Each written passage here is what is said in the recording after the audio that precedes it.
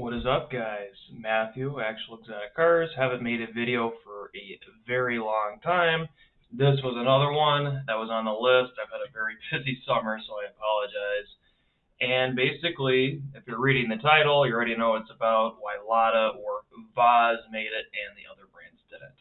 And what I mean by that is AvtoVAZ was really the only super successful Russian or Soviet car company, if you will, to get exported throughout the world. And yeah, for example, AvtoVAZ is exported throughout the world. There's some other brands as well, but not to the same extent as AvtoVAZ or Lada, and I will tell you exactly why in a little bit. So what is AvtoVAZ? What is Lada? Why am I calling it two different names? I did make a video on this in the past, basically comparing all, which I strongly recommend if you're interested in this, you watch, comparing all the different Soviet car brands and AvtoVAZ. Basically, it's by the name of the factory.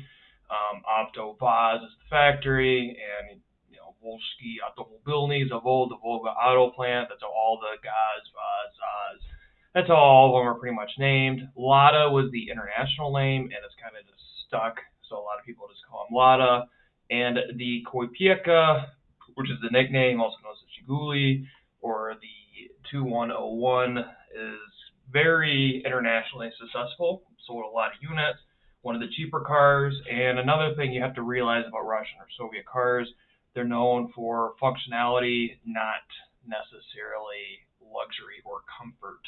And these are basically the cheapest car you could buy if you were in Britain or France or whatever the country was. And it was a very functional car. It did its job, but it may not have had all the bells and whistles as you could expect with the price tag.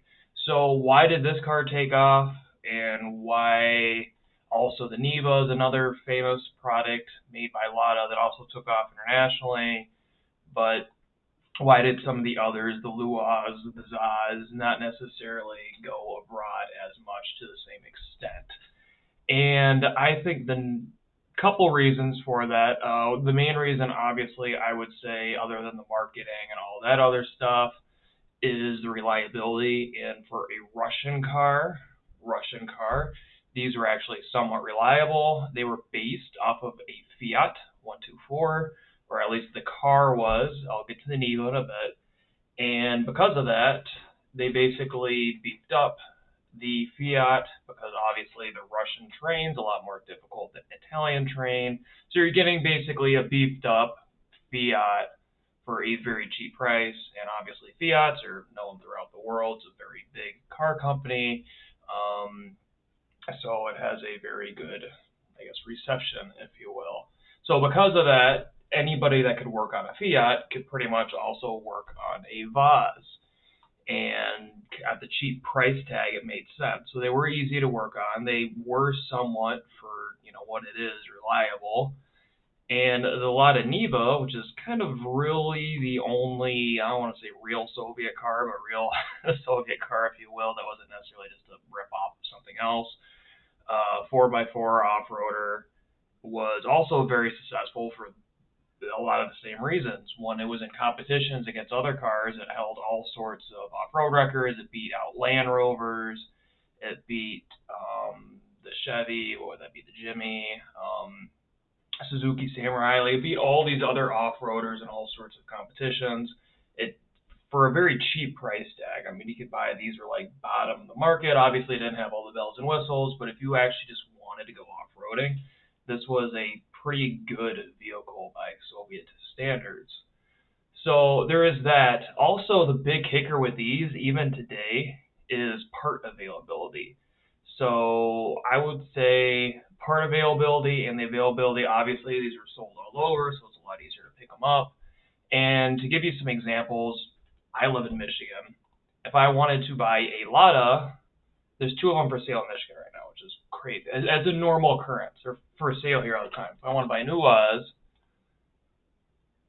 yeah, there's one in New Jersey, maybe, it doesn't even have a picture. But in just the state of Michigan alone, there's already a couple for sale. These were formerly sold in Canada.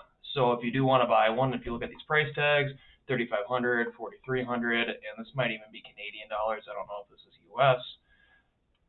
So subtract a little bit, these really aren't that pricey. They were, here's a Haynes guide for a Lada. They were very common.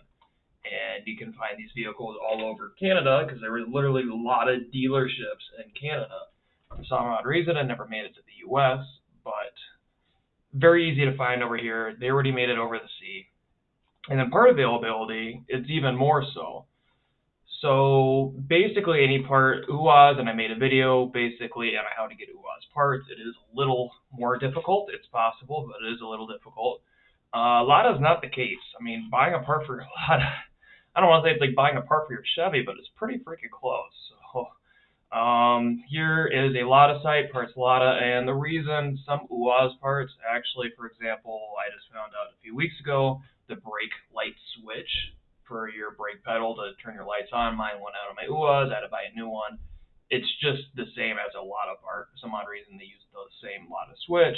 Like, oh, I got to buy a Lada part, and it was so easy. And here's a site. Here's another site. Here's another site. So this one is Estonia, I think. One of these actually ships from Russia. I didn't believe it due to all the sanctions and everything. And that looks just like the wheel cylinder in the new UAZ. I'll have to keep a note of that. I didn't necessarily believe it, and I bought a part from it, and sure enough, it shipped from Russia, and it made it to my doorstep in a few weeks, which is very impressive. So you can still get parts from Russia regardless of the sanctions. I don't know how they do it, but it is still a thing. There's all sorts of companies, and even the U.S. itself, and when I was in Miami, I actually had to check this place out because I didn't believe it. There is a Lada part store within the U.S. in Miami, and there might be several more if you want to look it up. And they might be able to ship to you. But the parts, there's literally a lot of parts stores in the United States, which is incredible. So parts availability is very good. The availability of the vehicles are very good. And by Western standards, yeah, they're not the best. It's still, I would say, more bottom line. But you can still go highway speeds. There's an off-road vehicle. The car itself is based off of a Fiat. It's somewhat reliable. You can get a decent amount of miles on these.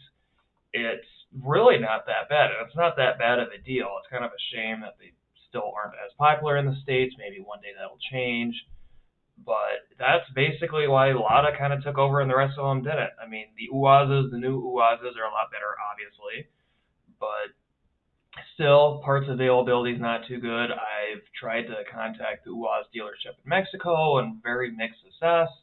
They weren't able or would not respond to me when I was trying to get parts from them. And I couldn't even imagine ZAZ, for example, in Ukraine, the Luaz. I don't even know if they necessarily make the Luazes anymore. Gaz is another one. Some of these other Russian car companies, it doesn't have the same part availability. It's not as user-friendly. They weren't as widely common. Imagine buying a Chevy pickup truck versus buying a Studebaker pickup truck. I'm not saying Studebakers are worse, but obviously you're going to have a lot easier of a time finding vehicles and parts for a Chevy. So that's definitely what Lada has going for it. They are very widely common. If you ever go to Europe, no matter where you are in Europe, that's pretty much every country is going to have some of them. And obviously in Russia, they're very popular. So for those reasons, Lada kind of, I don't want to say won. Here's a cool video that I don't really know if I want to say cool. The new Lada Niva 2022, so shit, it's good. And I would somewhat actually agree with this. And basically, the conclusion of this video is if you like crappy cars, this is the car for you. Obviously, if you want all the bells and whistles, but the price tag of these cars are relatively cheap, and with what you're getting versus what you're paying for, it's actually a pretty good deal. So I know you're not going to get a Land Rover. It is still a Russian vehicle. Keep that in mind. But yeah, if you want something cool, you don't want to pay necessarily too much money, I would definitely say this is a very good and practical option for you. So thanks for watching, and goodbye.